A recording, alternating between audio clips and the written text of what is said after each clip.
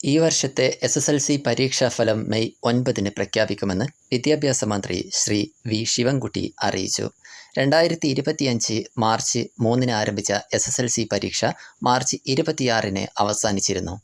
സംസ്ഥാനത്ത് 2964 കേന്ദ്രങ്ങളിലും ലക്ഷദ്വീപിൽ 9 കേന്ദ്രങ്ങളിലും ഗൾഫ് മേഖലയിലെ 7 കേന്ദ്രങ്ങളിലുമായി ഈ വർഷം പരീക്ഷ എഴുതിയത് 4,27,021 വിദ്യാർത്ഥികളാണ്. ഇതിൽ 447 വിദ്യാർത്ഥികൾ ലക്ഷദ്വീപിൽ നിന്നും ഉള്ളവരായിരുന്നു.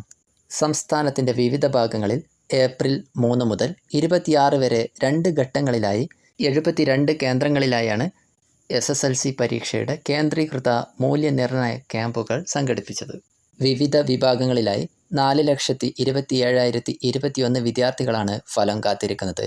ഇതിൽ 2,17,696 ആൺകുട്ടികളും 2,09,325 പെൺകുട്ടികളും ഉൾപ്പെടുന്നു.